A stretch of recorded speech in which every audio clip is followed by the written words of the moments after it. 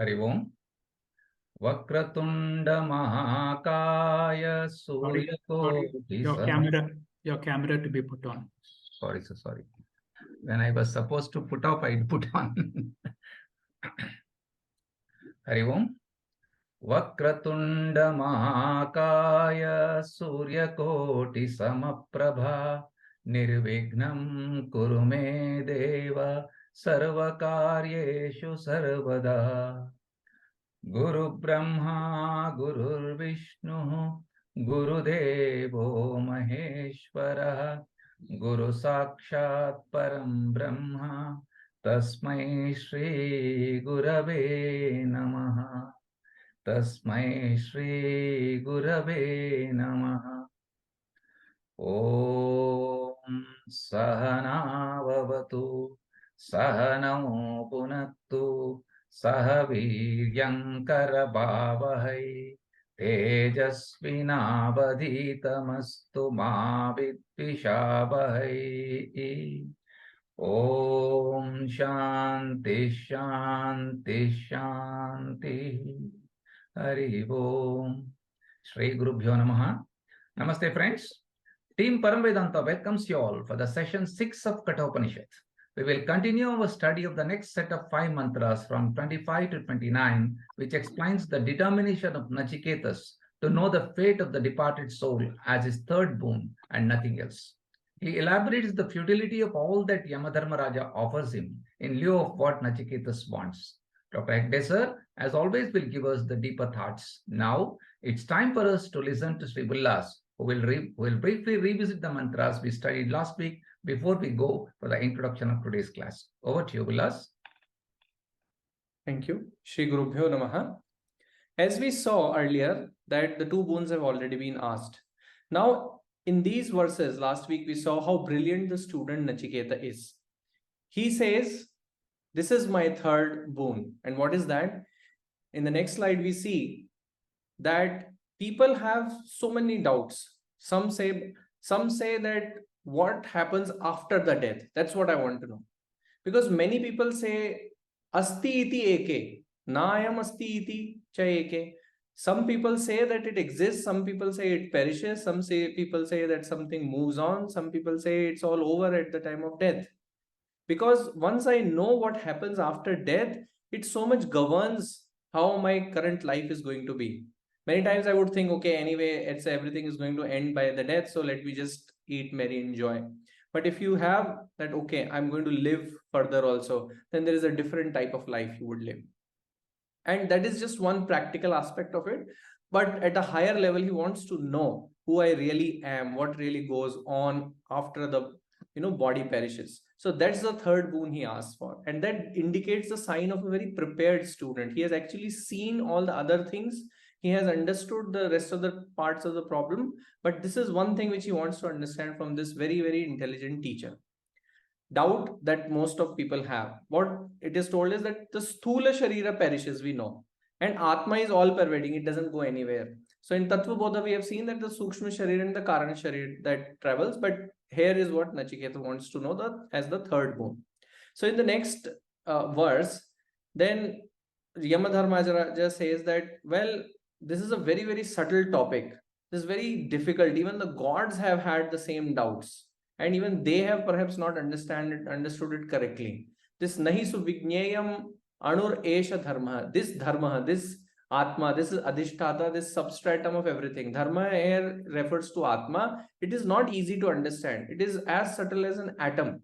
And this is very difficult. Dever atra api vichikitsam pura. For the long time, Devata also have not been able to understand this. So, Anyam Varam, hey Nachiketa, you ask some other boon from me. In the next slide, it's been written that do not compel me, do not ask this difficult question. It is not there. Basically what the teacher is trying to do is he's testing. The teacher is competent. We have seen Swamiji mention so many times that the teacher has to be Shrotriya Brahmanishta and the student also has to be an Adhikari. So to check whether he is an Adhikari or not, you have to test whether he has the desire or not. So here he is trying to understand whether is he really that Tivra Mumukshitvam is there or not. Because the problem what happens is if unworthy students listen to the teaching, then they misunderstand it. And once you misunderstand, then you go on teach others also that, then a whole wrong tradition gets started. And then all the problems that we are seeing in the world at a very large scale, they're kind of result of those wrong understandings of these faith type of teachings. So it's very important that the teaching is imparted only to an Adhikari student. And so he's saying, gods have had this problem long ago, you just leave it, don't compel me. So, but again, our student is also very brilliant. In the next verse, he says that, well, it is very subtle, and I have you with me who better to teach such a subtle thing. So he is trying to convert the discouragement into the encouragement. And that is the brilliance again. He says, because it is so difficult, you please teach me that. There is no other boon which is equivalent to this. In the next slide, it is exactly mentioned that it is so rare, it is so subtle. How else will I understand this? And rare things are valuable. And this is the rarest of the all. So this is most valuable, this is the most subtle, you are the best teacher. No other condition is better than that. It shows that this student has the intense desire to learn, however difficult the teaching may be, he wants to learn that. Then again, as we have seen that there are 4 types of qualifications that a student needs. One we have already tested, that how much is the desire. Then the desire, the natural consequence of desire, it will then come, vivek will come. And once the vivek comes, the natural consequence of that is dispassion. And they are kind of 2 sides of the same coin. So now we're trying to see how much dispassion, how much vairagya he has for the material wealth in the world. So in the next slide, he says, Shatayusha, he is trying to give him many temptations, that I'll give you hundreds of years of life, putra potran vrinishve, you can ask for sons and grandsons, lot of pashu, lot of gold, lot of sheep, cattle, everything I'll give you. Bhumer mahad ayatanam, I'll give you big kingdoms. Why don't you ask for that? You can live for as long as you want. And he's trying to give him all type of temptations. Say, don't ask me this question, rather have all these different things. Why don't you do that?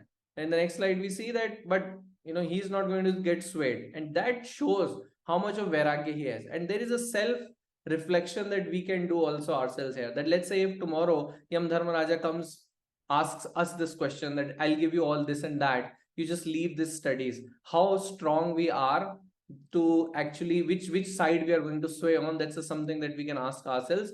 But he is willing to give up all of these, but he is not willing to give up that particular knowledge.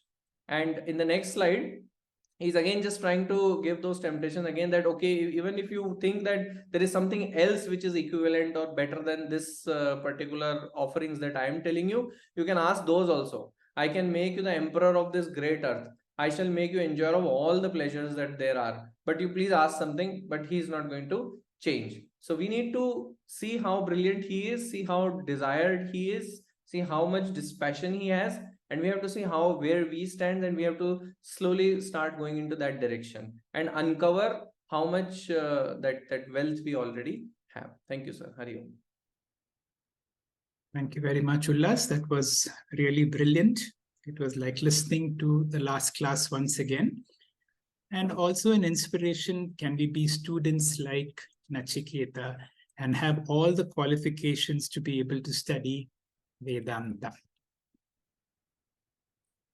Sada Shiva Samarambham Shankaracharya Madhyamam Asmadacharya Paryantam Vande Guru Paramparam. Om. In today's class, we will be completing the first Valli of the first chapter of Kathopanishad. And let's take a little recap that Kathopanishad belongs to Krishna Yajurveda. Totally, there are 119 mantras spread over 2 chapters. Each chapter has got 3 Vallis. So we finish the first Valli, we will have 5 more Vallis to go. And if you see this title of picture in Swami Chinmayananda's book, you will see 2 things. And we have to infer Mrityorma Amritam Gamaya with this picture. You see a picture of the pendulum, and the pendulum signifies time. In Hindi, the word Kal means time, Kal means death also. So whenever we are in the domain of time, so we are in the domain of Yama Dharmaraja, where there is death. Now, our whole journey through the study of Vedanta, through the study of the Kathopanishad, is how, while we are alive, we shall experience and understand what is deathlessness by moving into Brahman through Brahma Vidya, symbolized by the symbol Omkara. So in the first chapter that we will be seeing and concluding today, we see three important parts: the story part, the three parts, the three bones, and the examination process. The three bones should help us to say that we have three goals to fulfill. We should be worthy children of our parents. We should see how we can be more of a contributor than a consumer. And finally, we are here for Acharya Rina, which is another word for Parama Purushartha or Moksha. In order to be able to attain to that, do I have the qualification that Nachiketa has? And he is passed with brilliant qualifications. Whenever we are studying any new topic, there is something called Anubandha Chatustaya. That means there are 4 things that we need to know. And let us see what is the Anubandha Chatustaya of all Vedanta. The first is called Vishaya. What is the subject matter of all Vedanta and the Kathopanishad? The subject matter is Brahma Vidya or Atma Vidya, or is about our true nature. Now, when we are going to study this, what is the benefit I'm going to get? Of course, it is going to be Parama Purushartha or Moksha. Do I have the eligibility? As we have seen in the story of Nachiketa, all the sadhana Chatustaya Sampanna comes as Adhikari. There is another related topic called Sambandha, which we will explain because it is the relationship between the subject matter and the benefit and so on. Through the study of the first chapter, first Valli that we are going through, nowhere, I have discussed this before in all other Upanishads, whenever there is an interaction between the student and the teacher, very often it is a prepared student meeting a prepared teacher, and therefore the teaching begins almost instantly. But here it was a little boy, and Yamadharmaraja wants to know whether this boy has the eligibility for Brahma Vidya, and through the story we are able to find out what are these 4 qualifications, which we will study in detail even in today's class. What is this discrimination between Sat and Asat, that which is permanent and that which appears and disappears? Am I ready to give up all the impermanent things in the world and pursue that invisible Brahman, which is called as the permanent Brahma Satyam Jagan Mithya? Do I have a strong commitment for this study? Do I have the necessary discipline? We will come to Prayojan. In one of the Upanishads, in the Taittiriya Upanishad, in fact, the second chapter of Taittiriya Upanishad is called Brahmananda Valli. In the Brahmananda Valli, the Prayojan of all the Upanishads is brought out by the opening words, which says, Brahmavid apnoti param, which means, if we study Kathopanishad thoroughly, the person who knows, the knower of Brahman becomes Brahman. How can you become? You understand that you are already that. And that has to be a matter of conviction. You are not then a knower of Brahman, but you are Brahman himself, not Brahmavid. Brahmaiva bhavati. That is the prayojan. Can you imagine something higher? That is the glory of the study of the Upanishads. Brahmavid apnoti param. What is the Vishaya? What is the topic of Kathopanishad? The topic is my true nature. Who am I? Whenever you say I am, when you say I, it means I am conscious. Only a conscious person can say I. This table, this computer can never say I because it is not conscious. So only a conscious person can say I. And whenever you see the word I am, the word I represents consciousness. When you say am, I am. And I don't need anybody to prove that I am, because I know for certain. I don't need to verify whether I am. I don't need to see myself. I don't need to touch myself to verify. That knowledge, which does not need the mind or the sense organs, is the ultimate knowledge, is Brahma Vidya. And Brahma Vidya, we can say with conviction, I am. About this I am, all of us know I am. But what Brahma Vidya and all these classes are going to teach us is, I am Anantam. I am limitless. In another Upanishad called Chandogya Upanishad, where Narada comes to Sanat Kumara, so Sanat Kumara will tell him, Yo vai bhuma tat sukham. Whenever you are limitless, you experience Ananda. Whenever there is limitations, you don't experience Ananda. When you say, I am a man, I am a doctor, you see limitations come. When you say, I am, period, you experience Brahma Vidya, I am Brahman. That is what is called I am Atma Brahman. The whole purpose of all our studies is to discover our true nature. Although we use this body to interact, always remember this body is only an instrument of transaction. We tend to identify with this body, and when this body is identified, we come with limitations. But through the study of Brahma Vidya, we are able to understand with strong conviction, I am Atma Brahma, and this body-mind is only an instrument. Before we study any Upanishad, we study the Shanti Pata.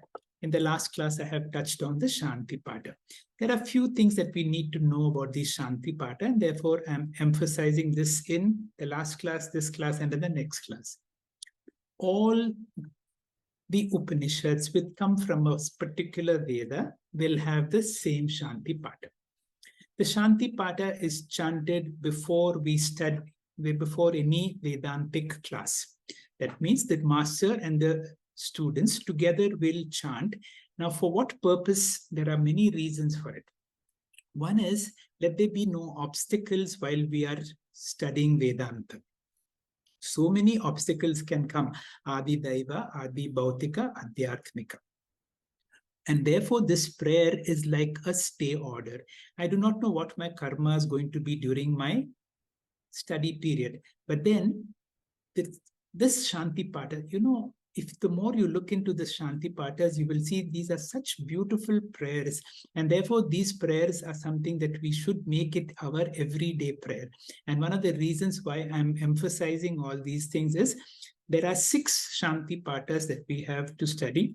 2 we studied in the last class. Both of them come from Yajurveda. One from Shukla Yajurveda, the very difficult one, and that was Om Purnamada, and from the Krishna Yajurveda, the most beautiful one, Sahana Bhavatu, Sahana Bhunaktu. They are a little difficult also because they need a lot of explanation. We had studied that in the last class. In today's class, we will study 2 more, and then again 2 more in the next class. Now, what these Shanti Patas ask is, one, as I said, a stay order. While I am studying this, no obstacles should come. Whenever you go to a teacher, of Brahma Vidya, and then the teaching starts. Now, we have such wonderful access with the Lord. Are we going to misuse this access by asking favors?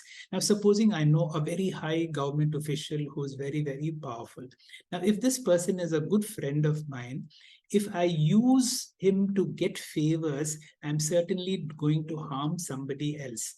Now, therefore, in our own interaction with the Lord, let our prayers not be asking for favors, but let us be asking for justice. That means when I pray, I'm not asking that my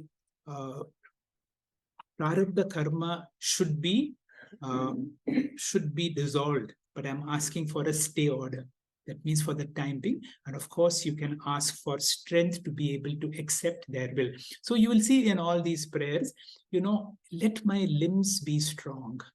Let us have a full life. That means I'm not asking for a long life. I'm asking for, as long as I live, let my limbs be strong.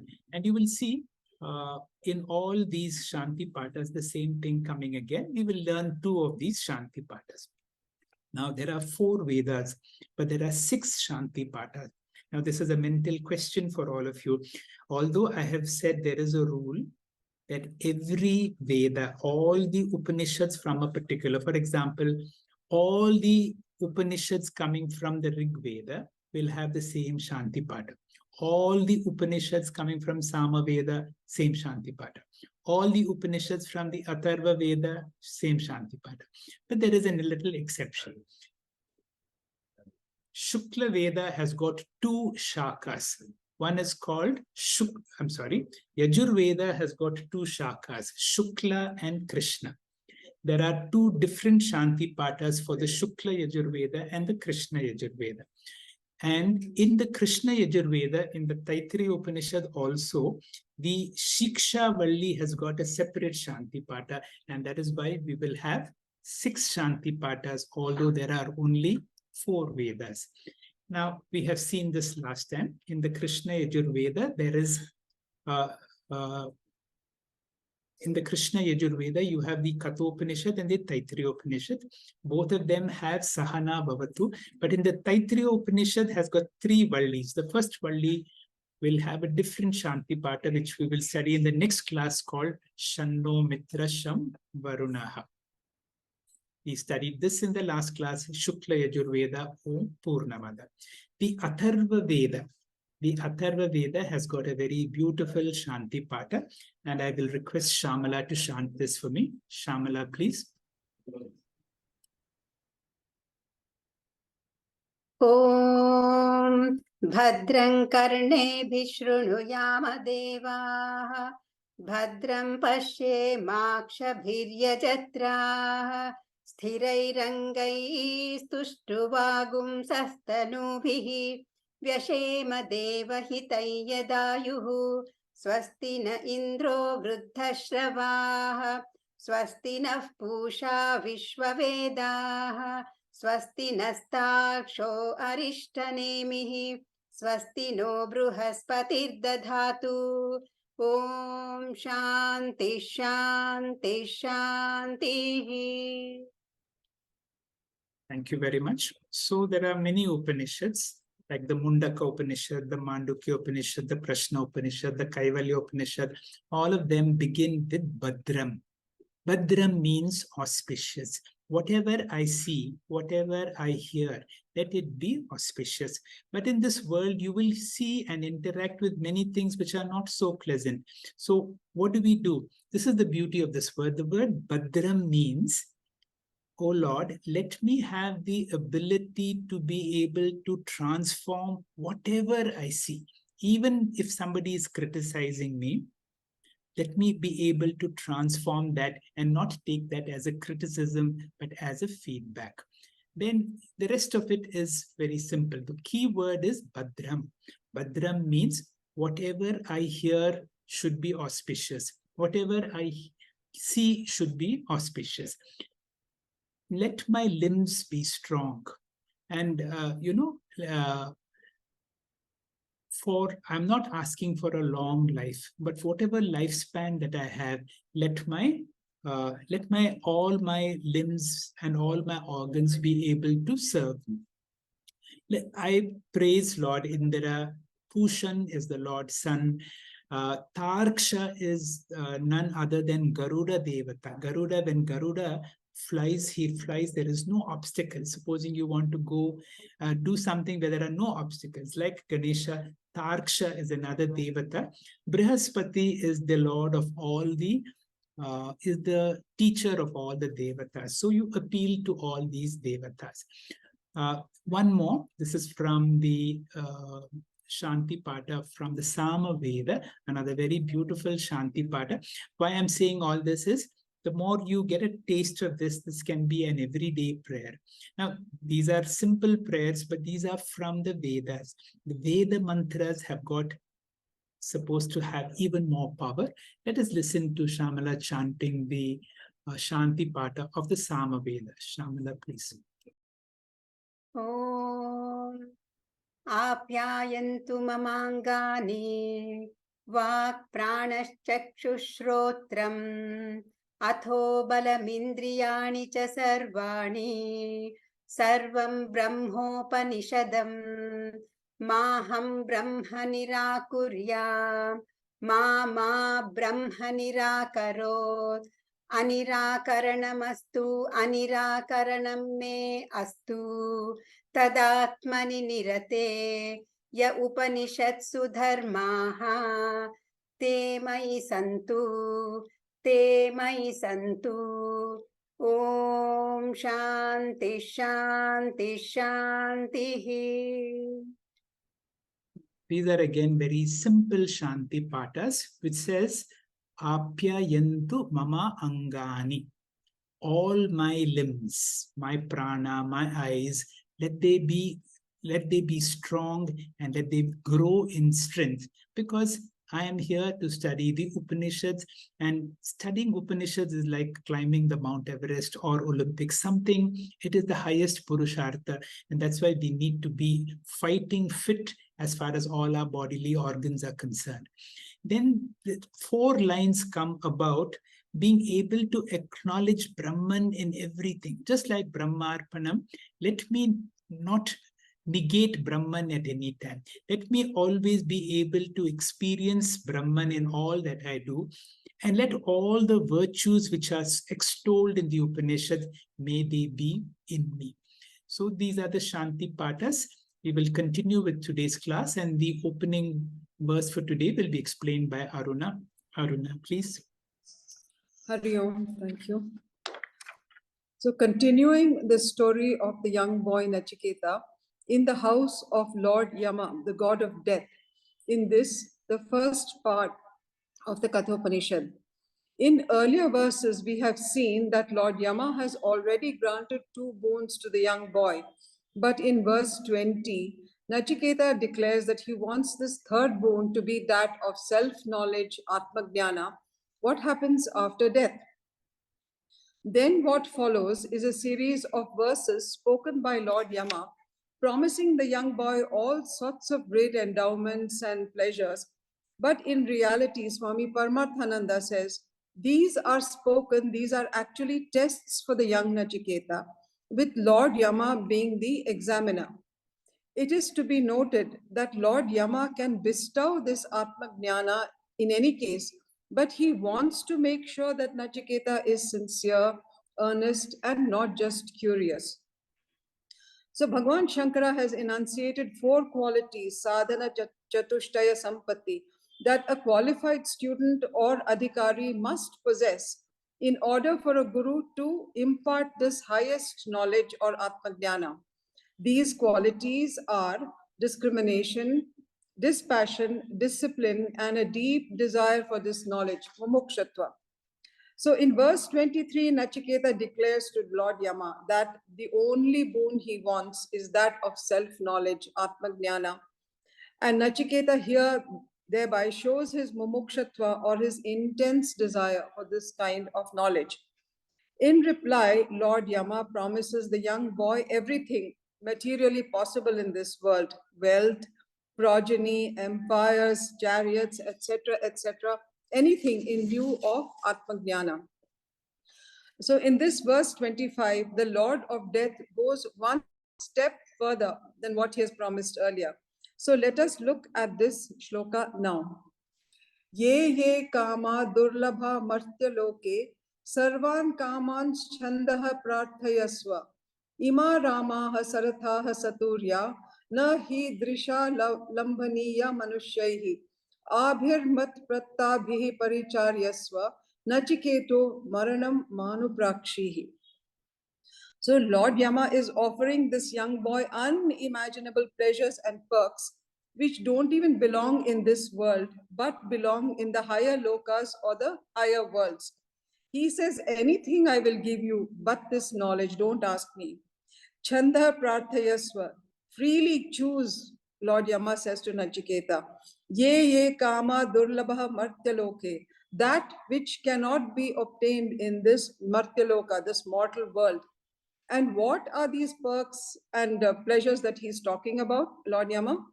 Ima Ramaha, celestial women, Apsaras, Sarathaha with their fancy vehicles, and Saturyaha, divine musical instruments, all there for him to enjoy. He goes on to say, Idrishaha, such damsels, women, are not attainable by Manushya, by ordinary humans. And Lord Yama is offering in this way not only Ihaloka Sukham, but celestial pleasures, Paraloka Sukham. Now that's a big thing, which Paraloka Sukham, which is normally acquired only by Punyam. So Paraloka Sukham is also Artha Kama Purushartha, but of the higher worlds and higher lokas only. The Lord says, I can grant you all these beautiful apsaras and divine sweet voices, music, chariots, everything. So he says, please take all this, Nachiketa, but don't ask me for a boon of self-knowledge. Ma anuprakshihi, do not ask me about maranam, death and the hereafter. Swami Chinmayananda has said that even a single unsuspected and unconscious desire lurking in the subconscious can ruin the entire psychological makeup of a student of Atmajnana, of a seeker of the truth. A true sadhaka has a balanced development of psychological, physical, and spiritual aspects of personality. And if there is a desire, and even one of these aspects is maladjusted, then Swamiji says, from such an instrument, no true music can emerge. It means that this can destroy the adhikari, this can destroy all the efforts that have been put. So what does Lord Yama mean by all this? By these verses, and this is the last verse where Lord Yama promises everything to Nachiketa. The god of death is indeed sounding out, testing the young Nachiketa to make sure he's really evolved and mature enough to receive this greatest of knowledge. It's not something which can be given to everyone. He is making sure that there is no trace of desire in the mind of this young boy, and thereby he makes sure that the detachment or vairagya and mumukshatva, the intense desire of young Nachiketas, is total and absolute. Thank you. Hari Om. Hari Om, Shri Gurubhyo Namaha. Next slide. So Nachiketa has expressed his disinterest in all the things which has been offered by Lord Yama, and why the Lord Yama has offered him to tempt him when he has asked for the self-knowledge. And the shloka goes like, and why he has denied is explained in the shloka. Shobhava martasya yadanta kaikat sarvendriyanam jarayanti tejaha api sarvam jivitam alpameva tataiva vahastava nritya gite. O Yama, all these ephemeral things weaken the power of all sense organ of the mortal human being. Moreover, every form of life is short only. Let all your vehicles, dance, and music be yours. Next slide. So Nachiketa has expressed his disinterest, and why he was able to do so? Because of the two qualities: desire for the self-knowledge, jnana mumukshutvam, and dispassion, that is vairagya. Nachiketa was unagitated by like a large lake, as he has understood the enjoyment whose existence the next day is a matter of doubt. The enjoyment enumerated by you are ephemeral. The longevity of ephemeral things is unpredictable. The time principle, the kala tattvam, puts an end to everything. Even the sense pleasure are permanent. The sense organ weakens over a time and lose the capacity to enjoy. Every form of life is limited. Nachiketa was able to decline the Lord Yama offer as he had understood the limitations of sense organ and their inability to enjoy the pleasures forever. He was able to discriminate between the Nitya and Anitya Vastu. He has the renunciation, which was born out of the discrimination. As a result, he understood that there is a limitations of sense organ and it's their inability to enjoy the sense forever. The discrimination, that is the self-knowledge alone, can give you the complete freedom. Everything else will not. Even the happiness, which is depending upon the objects, it's not long lasting. It brings us bondage. Next slide. Next slide. Okay. So we can understand this from this figure. So if our goal is a self-knowledge, then we have to develop the quality of renunciation, as we know that we cannot go to the next step while climbing the stairs without leaving the previous steps. Same way, without leaving the object of bondage, leaving the object of happiness, attachment, and sense pleasure, we cannot be the qualified person to learn the self-knowledge. We have to develop dispassion towards the worldly things. Next slide. So what happens if you are not able to develop the dispassion? So for example, so if we have followed the path of desires, the desires that are worldly in nature, one desire will lead to the another desire.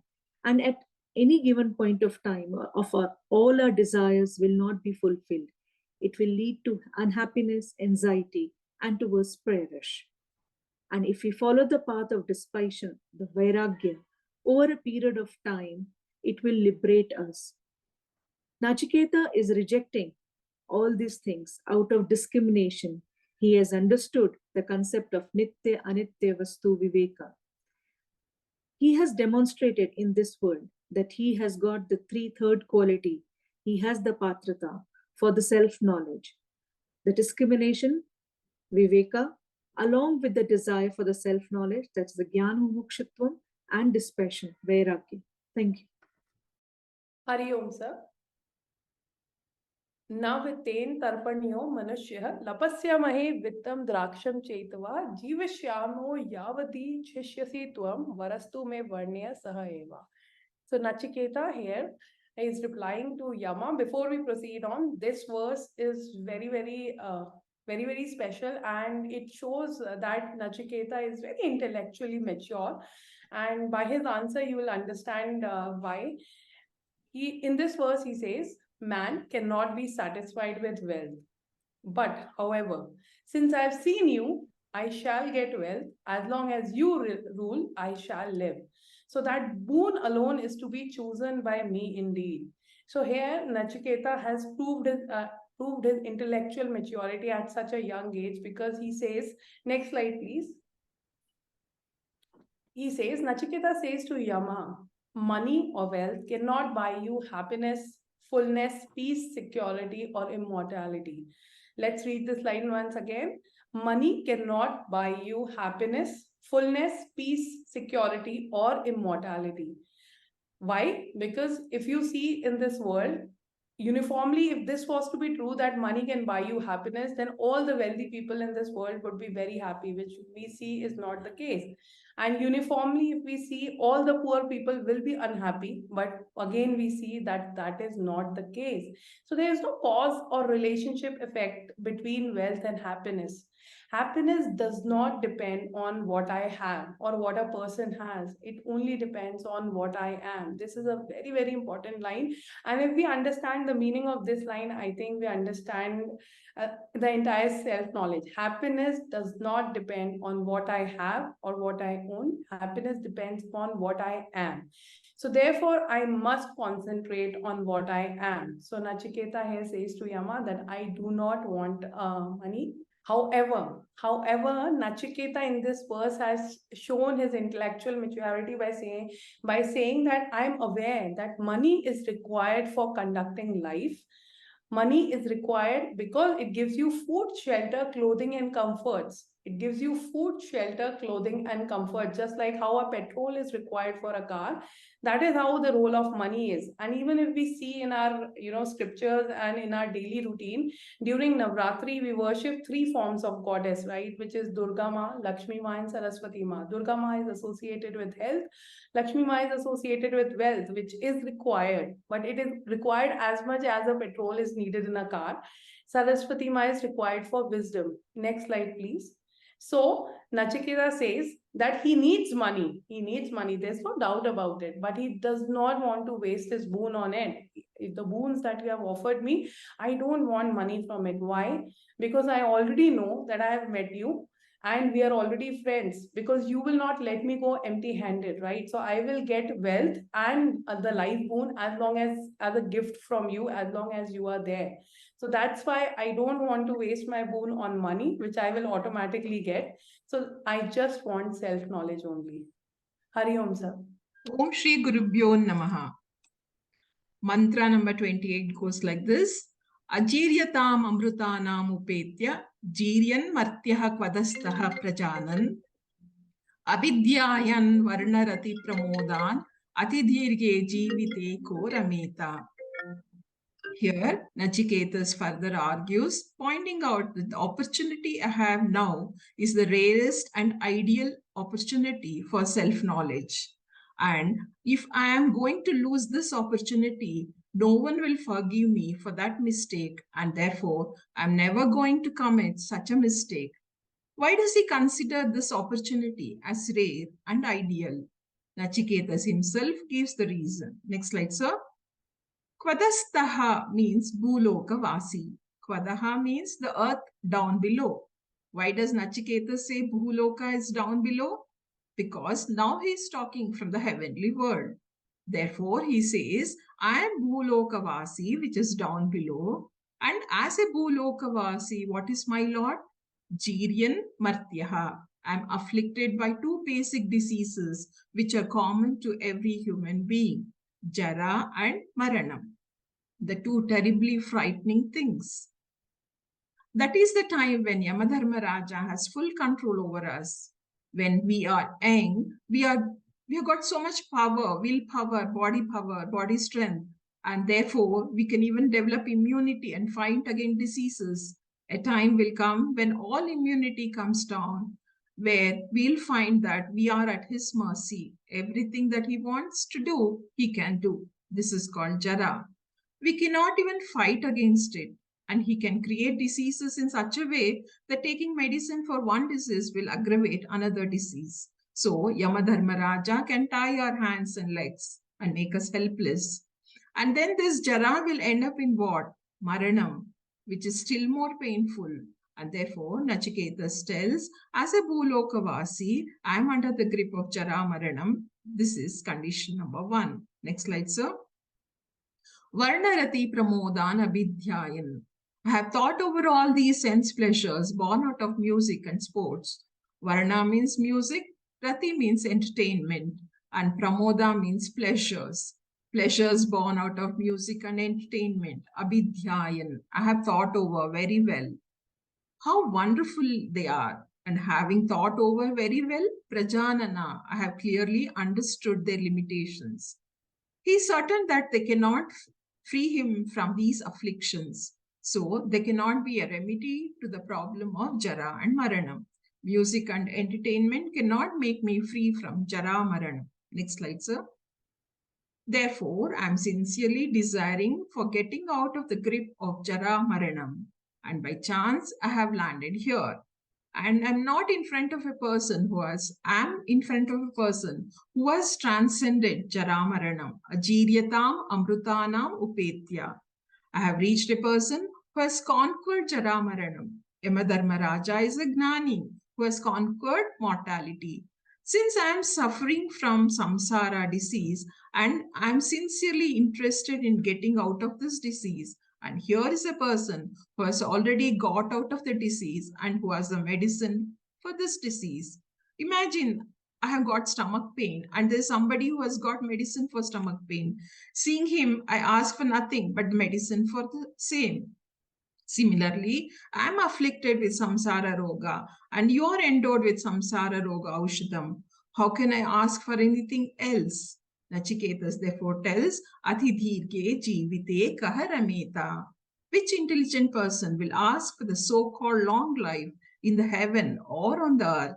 Nobody will ask for that. Any intelligent person will ask for immortality only. And therefore, I have an ideal opportunity which I don't want to allow this to slip. Hari Om, sir. Thank you. Hari Om. Mantra 29. Yasmin idam vichikitsanti mrityo yat samparaye mahati bruhi nastat yoyam varo gudham anupravishto nanyam tasman Nachiketa vrinite. O Lord Yama, tell me that regarding which people entertain doubt, that which even gods do not understand. What happens after this life? What happens after death? Nachiketas is interested in knowing about his true nature. To describe this, Nachiketas uses the word Mahati. Mahati means great or profound. This knowledge is profound knowledge. Interestingly, the same word Mahati is used in Kathopanishad also, where it is told that this truth, when it is discovered, you get profound realization. And on the other hand, when one does not pursue this truth, great is the loss. Nachiketas is very persistent in asking for his boon. He has this persistent streak right through pursuit of truth. Remember, he once asked his father, "To whom are you going to give me away?" He asks this not once, not twice, but 3 times. This attitude of Nachiketas is a lesson for all of us to be persistent in the pursuit of true knowledge. This boon has gone into hiding. It has become very elusive. Why? Because Lord Yama has been very reluctant to part with it. Remember, Lord Yama very readily fulfilled the first 2 boons of Nachiketas, but he has been very reluctant to fulfill the 3rd boon because he wants to test the resolve of Nachiketas. Now we come to the last line.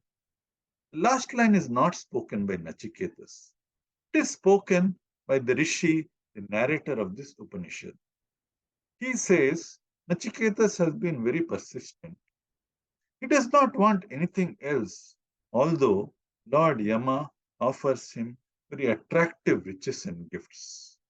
Nachiketas will choose only this boon and nothing else. He would accept nothing short of it. He could have had all the wealth, all the riches, and all the luxuries in the universe. Yet he is unwavering in his resolve. Lord Yama puts Nachiketas through a very tough test, but Nachiketas comes out in flying colors. Hari Om. Thank you, sir, and all speakers of the day for the in-depth and wonderful explanations. Friends, as all of you are aware, Param Vedanta has been offering Guru Dakshina to all our gurus twice a year, once during Guru Purnima and again during Gita Jayanti. You have been a part of this offering all through, and we are indeed grateful to you. Now Gita Jayanti is back again on 22nd December 2023, and it's time for us to submit our offering to the lotus feet of our gurus.